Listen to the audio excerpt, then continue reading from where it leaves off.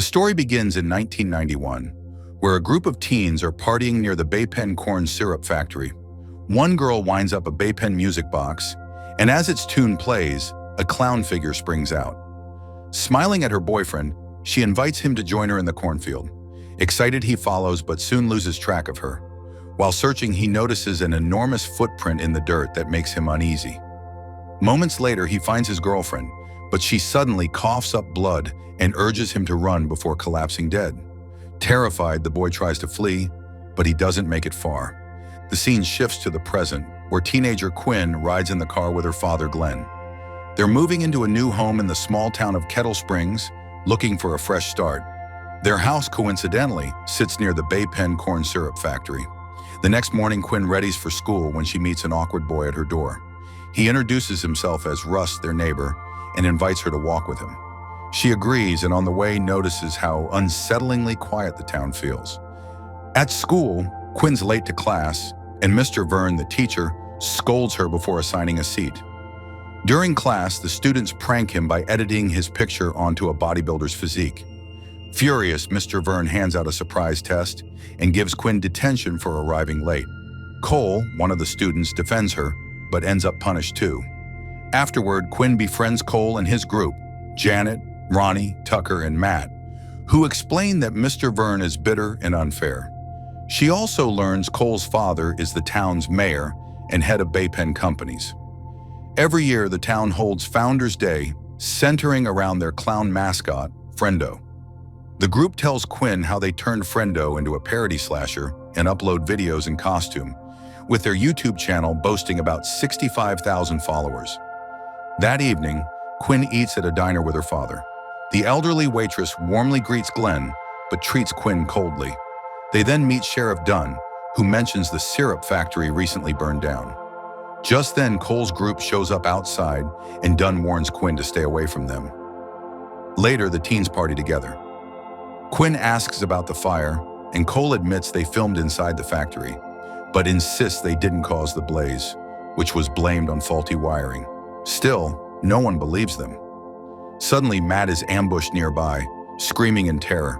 He stumbles back with fake guts spilling out, while someone dressed as Friendo appears. Quinn panics, but the group laughs. It's just Tucker in costume, with Janet recording the prank.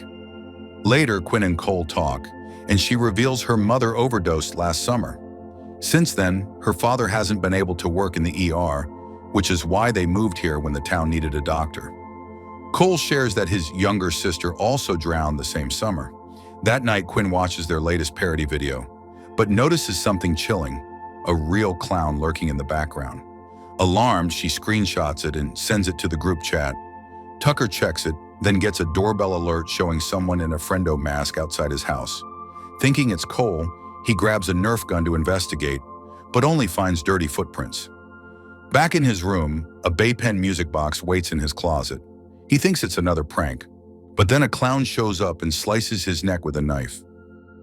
The story jumps to Founders Day.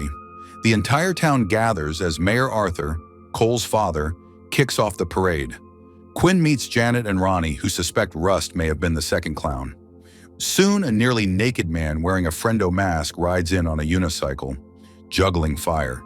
But when a flaming prop drops, it ignites the massive Friendo float. Chaos erupts as the float burns.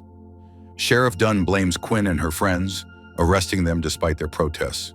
In jail, a cryptic old man warns them never to mock Friendo, or death will follow. The next day, the teens are released. Meanwhile, Matt works out at home. Spotting a Baypen music box, he tosses it, thinking it's a prank. While bench pressing, the real Friendo appears, trapping him under the barbell. Sliding a saw onto the bar, the killer shoves it down Matt's throat, killing him. Later, Cole invites Quinn to a party. She sneaks past her sleeping father and rides with him.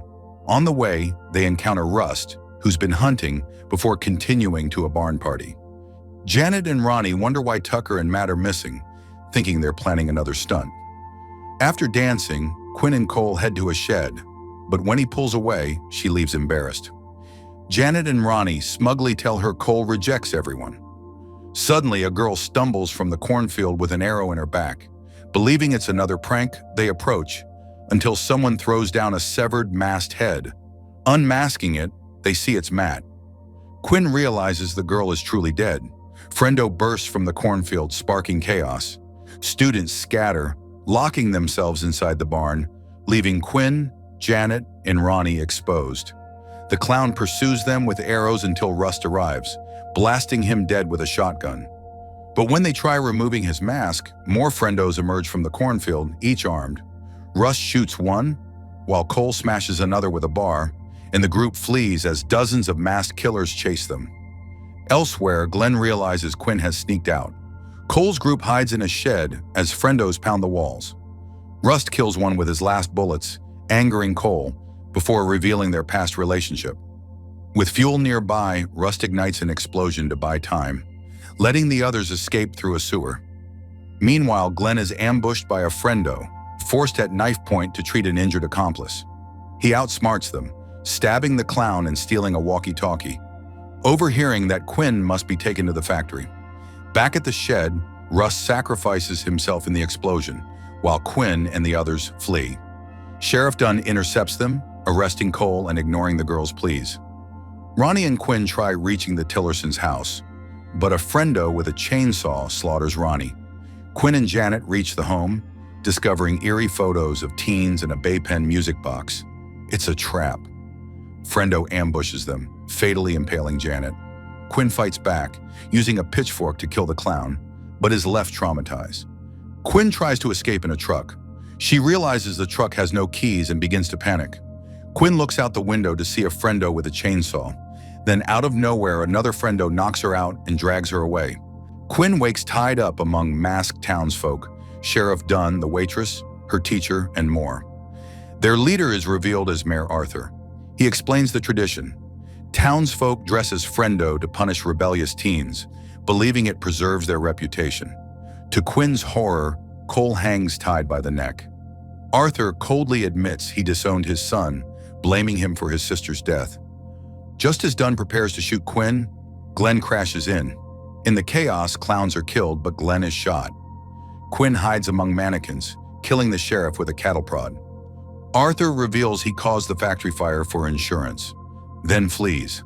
Glenn, though gravely injured, helps free Cole, with Rust suddenly arriving to cut him down. The survivors, Quinn, Cole, Rust, and Glenn, escape in Glenn's car. Mr. Vern, in a Frendo mask, blocks their path with a chainsaw, but they refuse to run anymore. 1 year later, Quinn prepares to leave for college while Glenn campaigns for mayor. Cole and Rust visit her, gifting her a baton for protection. Driving away, Quinn notices a Bay Pen music box, but simply tosses it out the window, ending the story. And there you have it. Clown in a Cornfield takes the classic slasher formula, adds just enough modern twist, and delivers a bloody wild ride with Frendo at the center of it all. Between the masks, the cornfields, and the dark secrets of Kettle Springs, this one proves that small towns can hide big horrors. If you like this breakdown, hit that like button, subscribe for more movie recaps and horror deep dives, and let me know in the comments. Did Clown in a Cornfield scare you, or just entertain you with its gore and theatrics? Thanks for watching. Subscribe for more.